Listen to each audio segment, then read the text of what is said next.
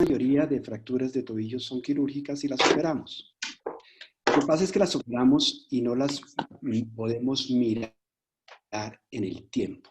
Y uno las ve 6 meses, pero no sabemos cómo le va a esas fracturas en el transcurso de los años. Y hay estudios a mediano plazo, 8 o 10 años, que muestran que no todas van bien a pesar de haber hecho un tratamiento quirúrgico adecuado. Hay varias razones para este motivo, ahorita las miraremos, y haremos las indicaciones pertinentes con relación a la reducción del mareolo posterior. Revisando este tema,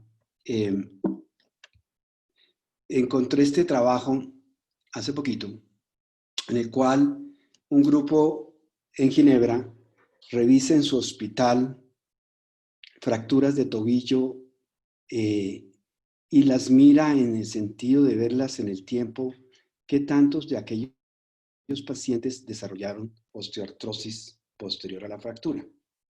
Y lo interesante del caso es que es un seguimiento casi a 17 años.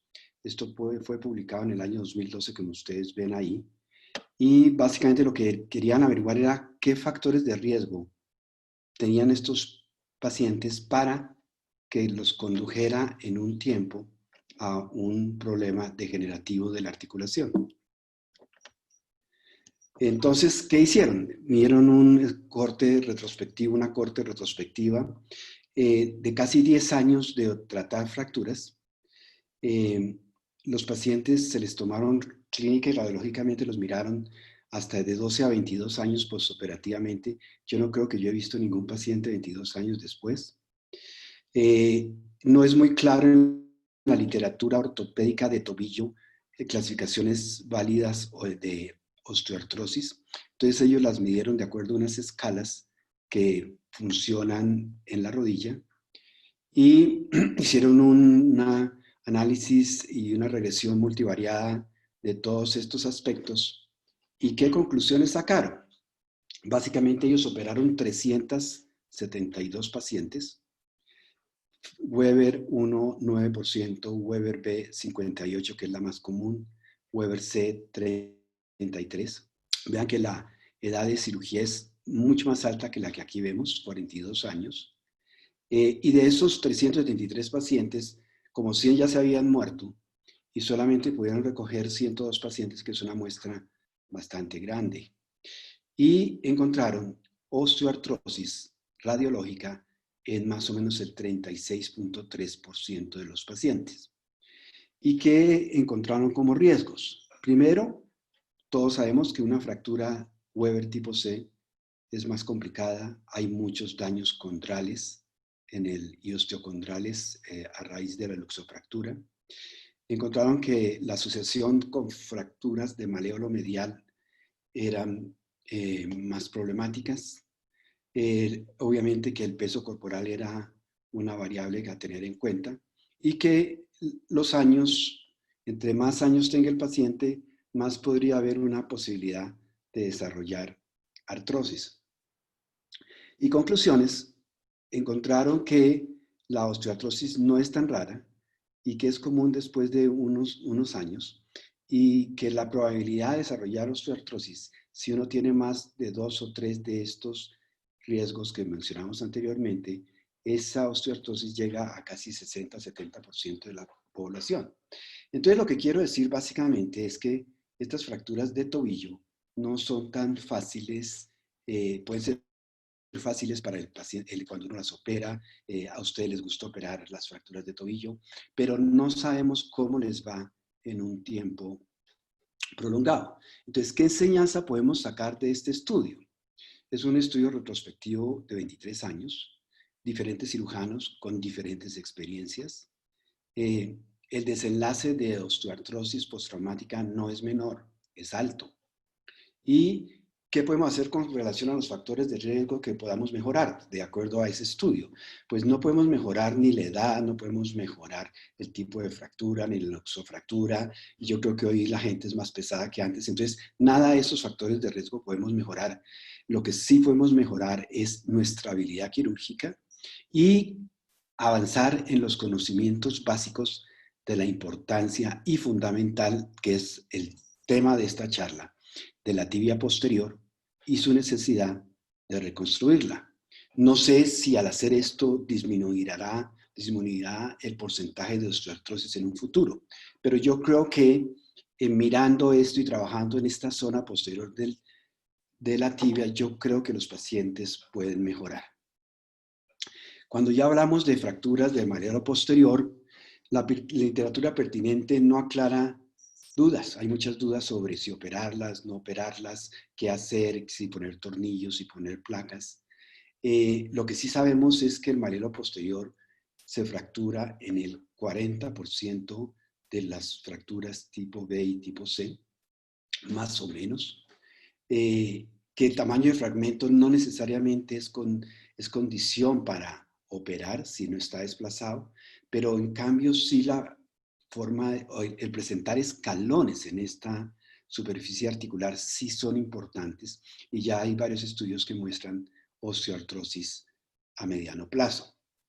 Y definitivamente también hay estudios que muestran que la fijación de este maléolo posterior por atrás es mejor que hacerla por adelante.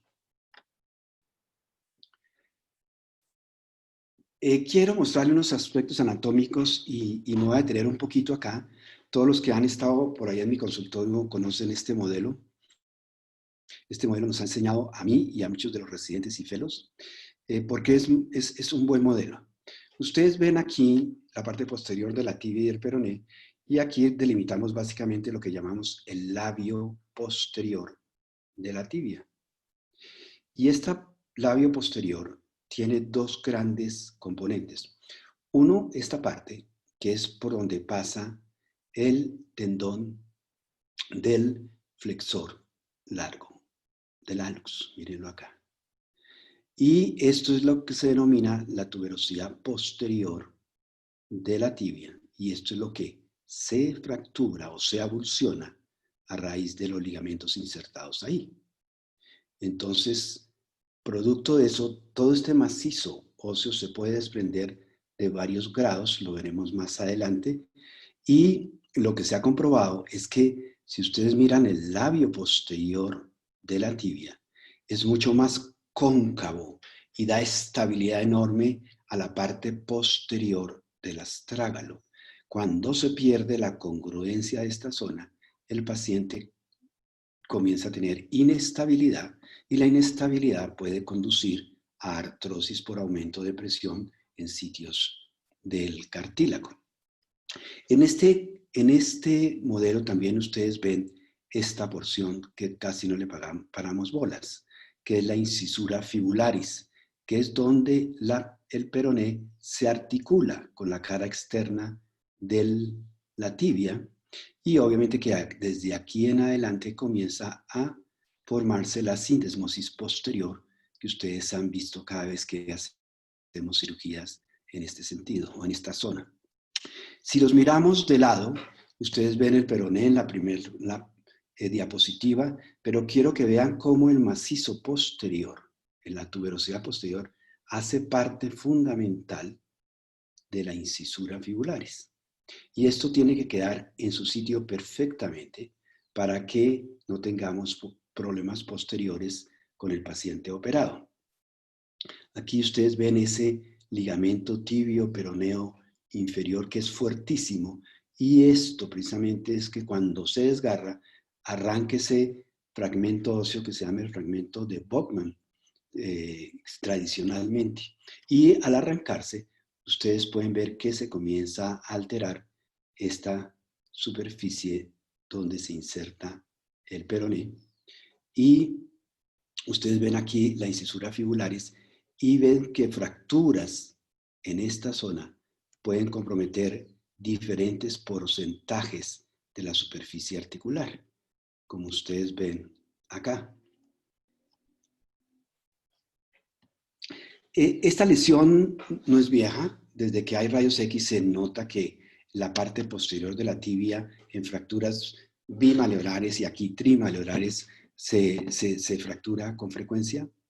Y desde que la O se fundó, comenzó a dividirlas Ellos básicamente las dividió en cuanto a porcentajes de la superficie comprometida articular. Entonces decía 25%, más del 25% o fracturas marginales. Pero esto se medía básicamente en radiografías.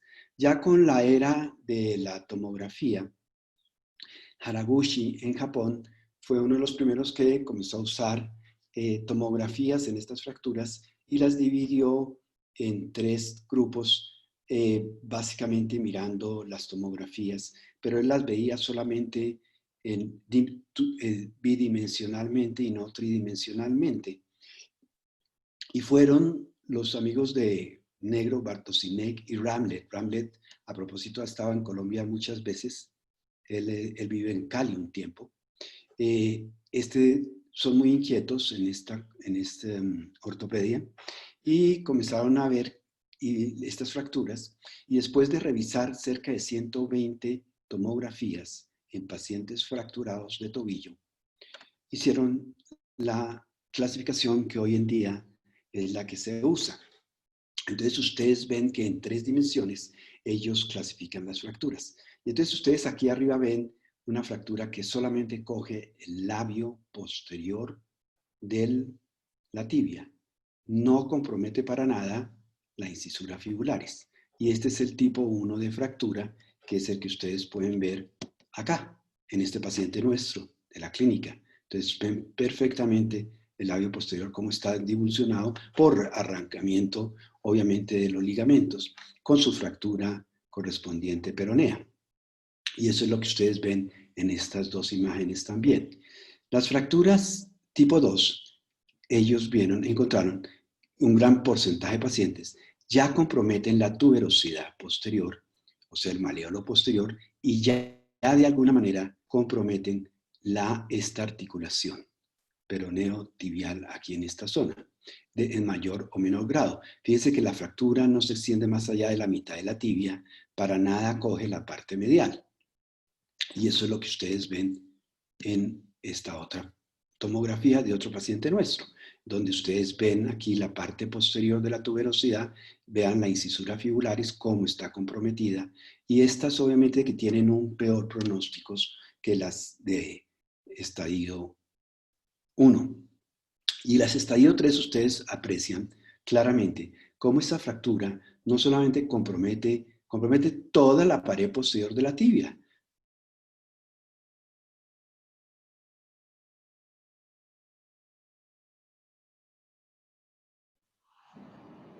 Doctor Morales. ¿Sí? ¿Te escucho?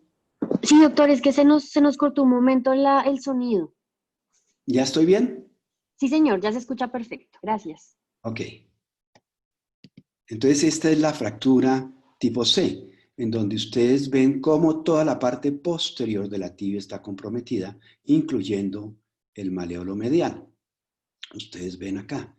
Esta es una fractura tipo C y estas son las que posiblemente requieren 2 abordajes para poderla reducir adecuadamente.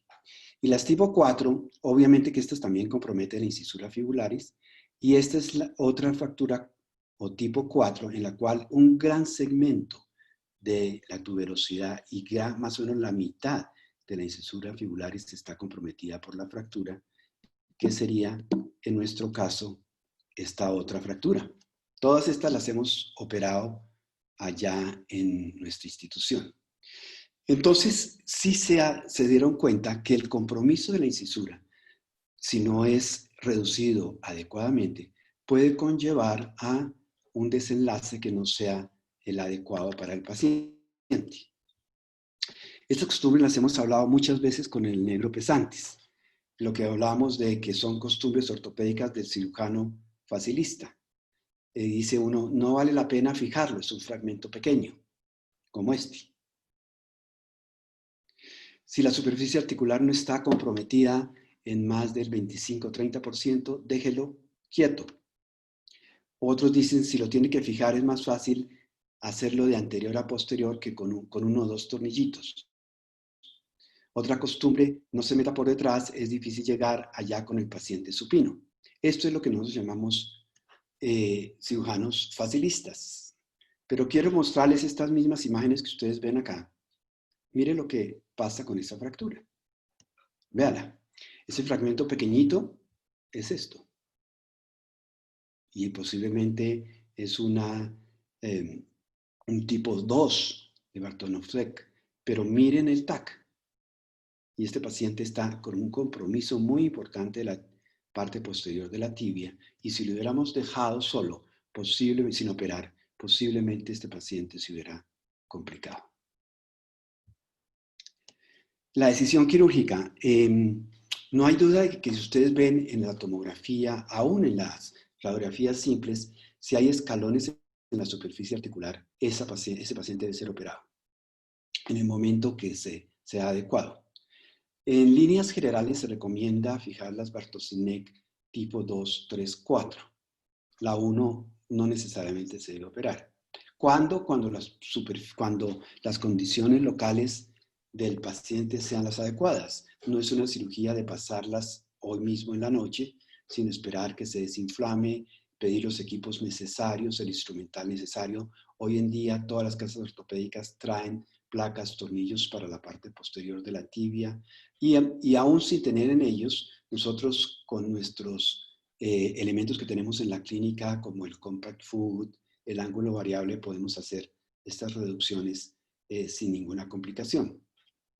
La otra ventaja de esta zona que es que tenemos gran cantidad de tejidos blandos en esta zona y tenemos cubrimiento de tejidos musculares. Obviamente que hay que hacer heridas y las heridas a veces no son tan pequeñas como uno quisiera. Este doctor fue uno de los que primero llamó la atención sobre la necesidad de hacer cirugía en este fragmento posterolateral. ¿Y qué abordajes hay? Está el abordaje posterolateral. Ese abordaje que ustedes ven aquí, perdón, creo que me pasé. Sí, abordaje posterolateral. Ustedes entran por atrás. Aquí están los músculos y tendones peroneos. Aquí está el flexor del hallux. Ustedes abren la aponeurosis y rechazan los peroneos. Y ustedes encuentran toda la cara posterior del peroné. Y rechazando también el flexor hacia allá, pasando un clavo, un separador de Buckman. Hasta acá uno puede visualizar toda la superficie posterior y definitivamente el fragmento posterolateral y puede fijarlo. Este abordaje también permite que una vez que hayamos hecho esta cirugía podamos hacer la osteosíntesis definitiva del peroné usando placas antideslizantes que, como ustedes saben, es la mejor opción quirúrgica en estas fracturas. Se puede, como decía anteriormente, exponer ampliamente toda la parte posterior de la tibia. Podemos hacer rafia o templarlo, el ligamento que se ha dañado, podemos ponerle anclajes metálicos, etcétera, etcétera. Y como ustedes ven, toda la osteosíntesis queda cubierta por todas estas musculaturas y por todos estos tegumentos.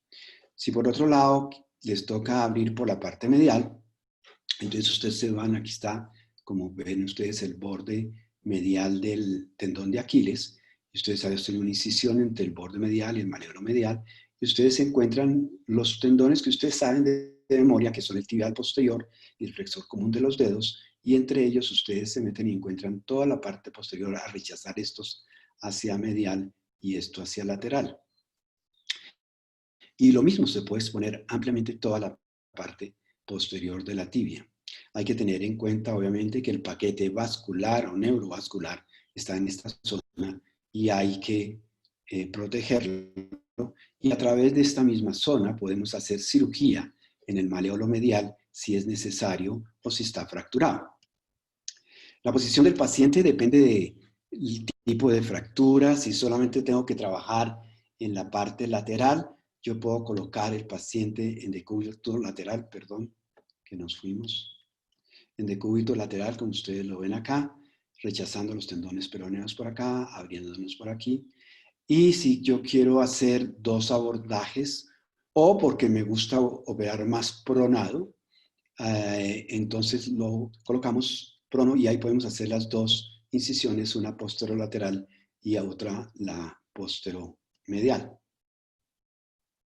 Voy a mostrarles unos casos del negro y de míos que tenemos por acá. Vean ustedes estas estructuras que parecen sencillas, pero si ustedes ven en la P, inmediatamente ustedes pueden ver aquí este signo, esta fractura de Bogman, que ustedes la ven acá. Obviamente que hay una diastasis del espacio medial, la fractura tipo B del peroné. Hay obviamente una luxofractura, como ustedes ven. Aquí se ve parte del mareolo posterior comprometido. A todos estos pacientes de rutina en la fundación les tomamos una tomografía, y esta es la tomografía de esta paciente, que muestra una fractura posiblemente tipo 2, donde parte de la tuberosidad y parte de la incisura está comprometida, la parte medial está indemne, y a este paciente, a través de este abordaje que mencionamos, teniendo cuidado con el sural que por ahí pasa, hay que rechazarlo, abriendo la poneurosis de los peroneos, encontramos el peroné, se fija el peroné. Es mejor primero fijar la parte del fragmento. Y aquí vemos cómo se está trabajando sobre el ligamento y sobre el macizo óseo que está desalojado, y se coloca placas o tornillos, mejor placas que tornillos. Y así quedó esta fractura, en donde ustedes ven reducción perfecta de la sindesmosis del espacio medial claro. Y a propósito, y el negro nos lo contará más tarde, a medida que nosotros restituimos esta parte posterior de la tibia, asómbrense que no hay necesidad ya tanto de pasar tornillos sindesmales o suprasindesmales, porque esto estabiliza enormemente la sindesmosis posterior, y haciéndole pruebas de inestabilidad quirúrgicas intraoperatorias, vemos muchas veces que no hay necesidad de poner más osteosíntesis arriba. Y vean ustedes cómo quedó este caso de un buen pronóstico. Veamos, esta es una mucho más complicada. Ustedes ven en la radiografía simple que ya está B casi que C, múltiple. Vean la cantidad y compromiso. Esta imagen doble del maleolo medial es importantísima. Siempre tiene que haber fractura acá. Todo el macizo posterior se rompió. Y a pesar de que no ven grandes inestabilidades acá o compromiso del espacio medial, definitivamente está comprometido. Y vean ustedes el tipo de fractura que sufrió este señor. Y este es el TAC. Vean el macizo medial, esto es lo que yo hablo, no solamente la fractura de la punta del maleolo, sino vean cómo toda la tuberosidad y parte ya de la tibia está fracturada, y vean que es una fractura que compromete toda la parte posterior. Es una fractura tipo C, parte lateral y parte medial, y el macizo de la tibia. Entonces, en este caso, uno por un solo abordaje posiblemente no va a poder hacer una buena reducción, y en este caso planeamos hacer doble incisión. Entonces, en la parte lateral ya hicimos la reducción del peroné, ya hicimos la reducción de la parte o del fragmento posterior lateral, y aquí, con esta otra herida, podemos exponer todo el macizo medial y el maleolo medial, y vean ustedes cómo estamos haciendo una reducción temporal con los Kirchners para después deslizar una placa, como ustedes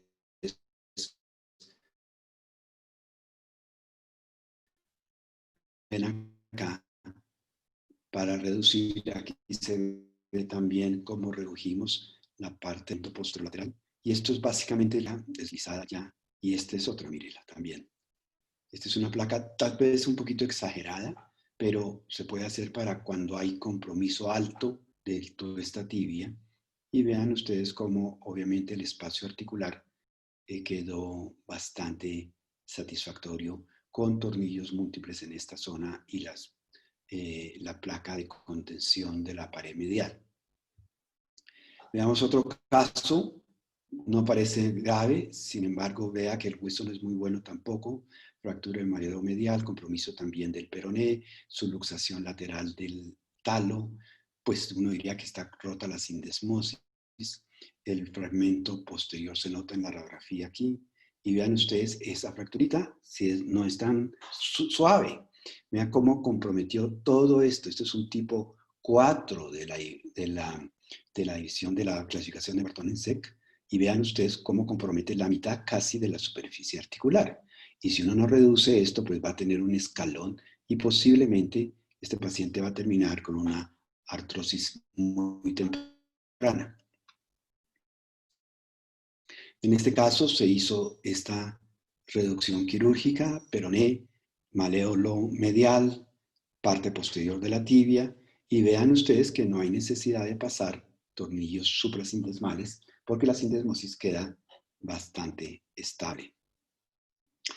Otro último caso tal vez, donde está luxado, toda la pared posterior se ve, está rota, el fragmento se nota aquí, la doble imagen, el escáner o el TAC, la TAC que muestra el compromiso de esta pared con varios fragmentos, una reconstrucción donde se ve la fractura, no solo como reducción quirúrgica. ¿Qué pasa si no hace nada uno? Veamos este caso que nos llegó a la consulta hace poco.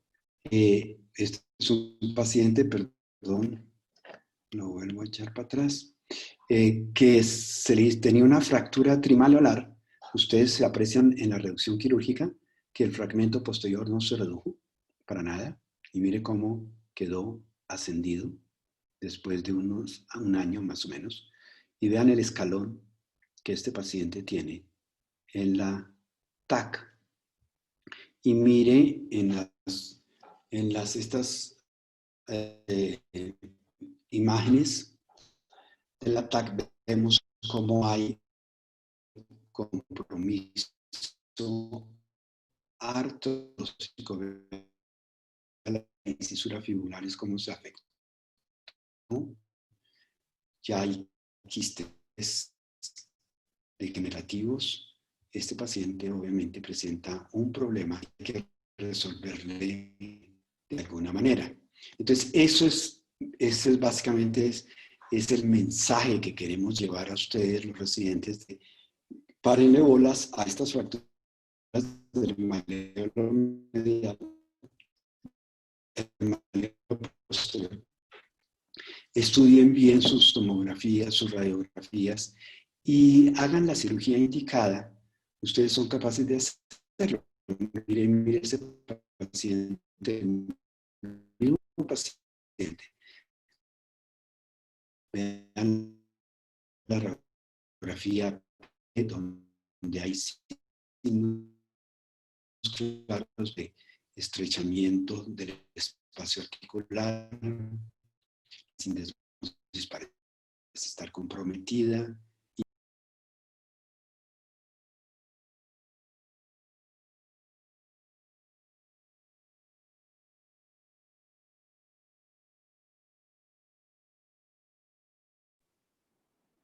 Hubo un problema de conexión con el doctor Morales, pero ya se vuelve a conectar.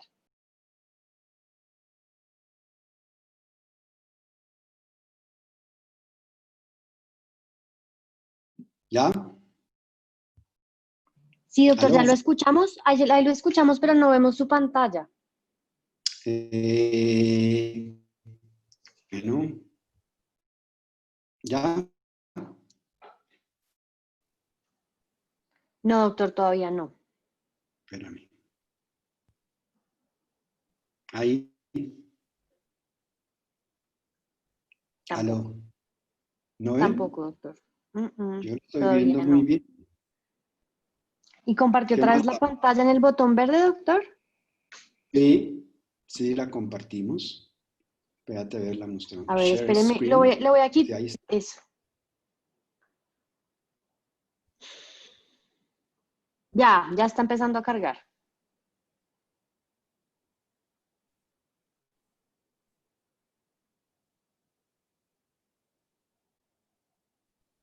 ¿Aló, aló?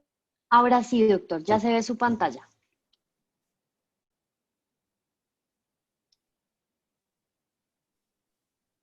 ¿Aló? Bueno, ¿Ahí me escucha, doctor? hasta escuchamos la parte última. ¿Qué pasó? Las Sí, yo recomendaciones te escucho perfectamente. se estaban escuchando muy entrecortadas. Yo creo que todas las recomendaciones, doctor. Bueno, básicamente es lo que muestra, bueno, recomendaciones, pues lo que está escrito, las lesiones mucho más severas de lo pensado, evitar los escalones, reducción anatómica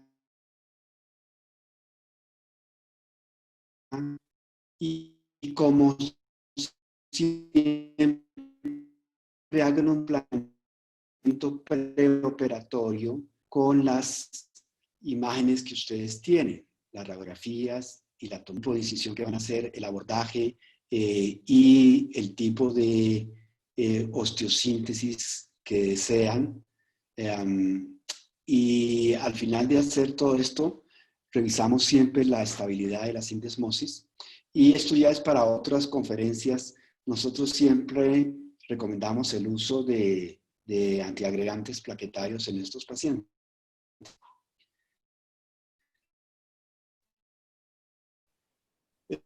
Preguntas. ¿Me escuchan? Sí, señora, ahí lo estamos escuchando. Aló. ¿Usted nos escucha?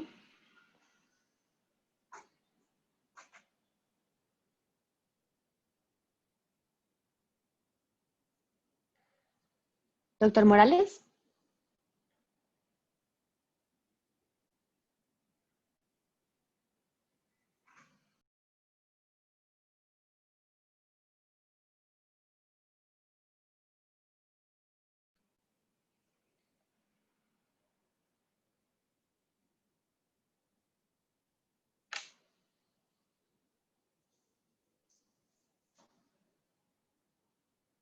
Aló.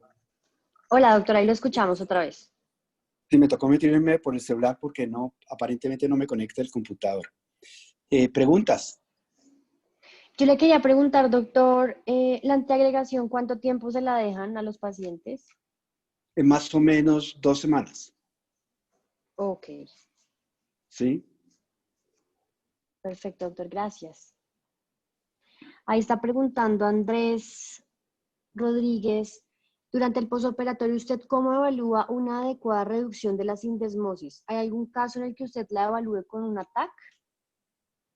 Eh, Desafortunadamente, o no sé si desafortunadamente, el negro y yo sabemos que hay salas quirúrgicas, no aquí en Colombia, que tienen tomografías para tomar imágenes intraquirúrgicas. Aquí no tenemos esto.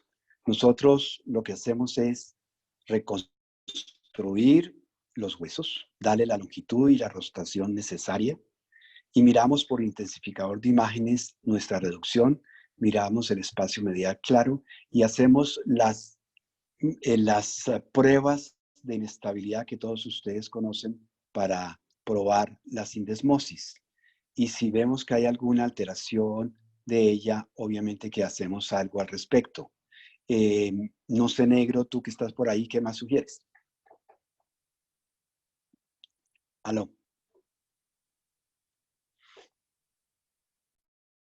aló, aló. Doctor, yo creo que al doctor Pesantes se le desconectó también. Muchas gracias por la respuesta, doctor. Ok, ¿no? Hay Ahora, otra pregunta, bueno, sí, dime. hay una pregunta de Tatiana Peña. Ella quiere preguntar en el posoperatorio cuándo inicia el apoyo y el uso de soportes externos, cuándo lo utiliza y cuándo lo retira. Eh, lo que hacemos nosotros generalmente es dejar el paciente con una férula de yeso inmovilizado 15 días. A los 15 días retiramos los puntos, inmediatamente los pasamos a una bota de esas negras, pero iniciamos fisioterapia a los 15 días, en el sentido de que el paciente vaya a donde la terapeuta a comenzar a movilizar esa articulación en flexo y en extensión, no con apoyo. a la cuarta semana con la bota comenzamos el apoyo de estos pacientes con más o menos un 50% del apoyo para que a las 6 semanas tomamos una radiografía, miramos consolidación y ya le damos apoyo completo.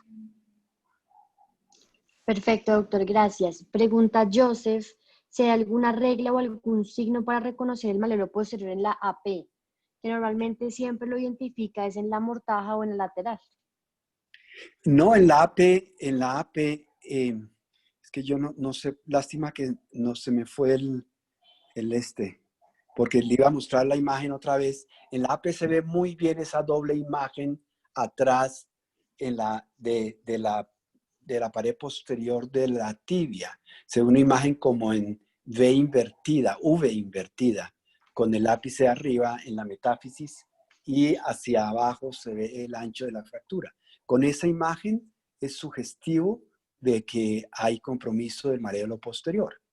En líneas generales, una fractura tipo B y tipo C, esto es ya para ustedes, a esos pacientes de rutina, háganmele una TAC. ¿Sí? Son fracturas intraarticulares, así como son las del húmero, del codo, del radio, etcétera, etcétera. Yo sí creo que estas fracturas intraarticulares, y más que están desplazadas, es bueno tomarles una tomografía como parte de ese estudio de rutina. Perfecto, ¿Qué más doctor, preguntas? gracias. Doris tiene la mano levantada, doctor. Doctor Morales, buenas tardes. Buenas tardes para todos y cordial saludo. Yo quería hacerle una consulta con respecto a estos pacientes después de que uno les hace la fijación del maleolo posterior y el peroné. En aquellos pacientes, sobre todo mujeres adolescentes que tienen un componente de hiperlaxitud ligamentaria y uno les hace la prueba de Cotton y realmente no es una inestabilidad clara, pero tampoco es que esté completamente estable la sindesmosis. ¿Usted considera que vale la pena aún así fijar la mortaja, la sindesmosis, o sea, como pecar por exceso y no por defecto en esos pacientes? Absolutamente, Doris. Uno no debe salir de salas de cirugía en ningún caso, no en este caso fracturas, en cualquier procedimiento quirúrgico con dudas. Tú tienes que resolver tus dudas mentales en el momento quirúrgico. Entonces, si tú, a pesar de que ves que radiológicamente no hay mayor inestabilidad, pero a ti te da la impresión de que este paciente puede haber inestabilidad con apoyo, lo que tú quieras, es mejor pasar un tornillo o un tight rope o lo que tú quieras y quedas tú tranquila, que al fin y al cabo a la 6ª semana o 8ª semana tú puedes retirarle el tornillo. Sí, pero mi consejo como ortopedista, como cirujano para todos ustedes es no salgan de cirugía con dudas. Si hay dudas intraoperatorio, es el momento de resolverlas ahí mismo. 5 minuticos más de cirugía o 10 minuticos más de cirugía son mejores y quedan ustedes con una conciencia tranquila y pueden dormir por la noche tranquilos. Cosa que no estoy haciendo en esta vigilia. Vale, doctor, muchísimas gracias. También tiene la mano levantada, doctor Jaime Mujica. Jaime, cuéntame. Buenas tardes. Yo quería hacer, pues, más que una pregunta, un comentario. Pues recordar el alto porcentaje que tiene la asociación de la fractura del maléolo posterior con las fracturas diaficiarias espiroideas de la tibia.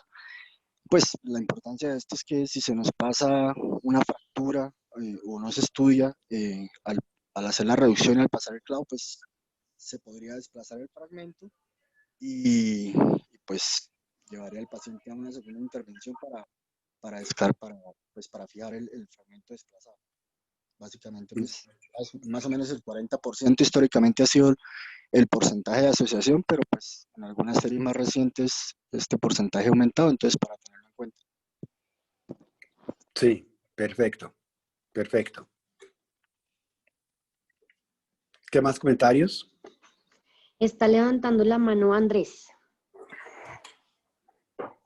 Doctor, una pregunta. Entonces, inicialmente, pues, se decía que fragmentos menores al 50%, después hay gente que fija los fragmentos posteriores cuando incluyen el 10%, o comprometen el 10% de la superficie. ¿No cree usted que de pronto nos podemos estar yendo hacia el otro extremo, en donde antes no se fijaban y ahora se está fijando absolutamente todo, y esto no puede traer unas consecuencias también negativas para el paciente? ¿Hasta cierto punto? Yo creo que, Andrés, esto ha cambiado, esto ha virado un poquitico. ¿En qué sentido? No es tan importante el tamaño del fragmento, sino que el fragmento esté reducido anatómicamente, que no tenga escalones. Y tercero, que el compromiso de la incisura fibulares en la tibia esté perfectamente reducido. Entonces son más del tamaño, son varios componentes que te deciden hacer una reducción o no. Y como decía en la clasificación de Bartosinek, los estadios 1, las fracturas 1, donde solamente el labio posterior está comprometido, esas no necesita uno abordarlas por atrás. Uno puede hacer la reducción del maléolo medial y el maléolo peroneo. Pero las 2, 3 y 4 que ya comprometen la incisura, y más que el tamaño todos estos conceptos nuevos de manejo de la incisura, inestabilidad de la pared posterior. Ese labio posterior es importantísimo en la estabilidad de la tibia. Y como yo te dije, cada vez, es que es lástima que el negro se nos fue, pero es que cada vez haciendo, a pesar de que ustedes ven que fueron fracturas complicadísimas, no tuvimos que pasar casi tornillos suprasintesmales. ¿Por qué? Porque la parte posterior le dio la estabilidad a esa articulación. Listo. No sé si te contesto. Sí, señor. Y pues como seguimiento a esa pregunta, ¿alguna indicación para los tornillos de anterior a posterior, o definitivamente es mejor no usarlos? Sí, durante muchos años en los manuales del lado del comienzo del 78 para acá, obviamente que se decía que era bueno pasar, para no tener que ir por atrás, pasar tornillos de anterior a posterior para fijarlos, para evitarse otra incisión o operar el paciente. Muy incómodo pasar tornillos de anterior a posterior y fijarlos. Precisamente esto me recuerda, y quiero que José me presentó un caso ayer o antier, tal vez, está por ahí, en donde un doctor fijó o pretendió fijar el fragmento posterior con un tornillo de anterior a posterior, y resulta que en la radiografía postoperatoria el tornillo no está cogiendo nada. Entonces, en ortopedia siempre es bueno fijar de grande a pequeño. Entonces, definitivamente es mucho más fácil, más seguro fijar de posterior a anterior. Yo no lo volví a hacer. Yo no volví a hacer esa incisión. Ok, doctor, gracias. Gracias. ¿Qué más, Tati? Doctor, no hay más preguntas en el chat ni hay más manos levantadas.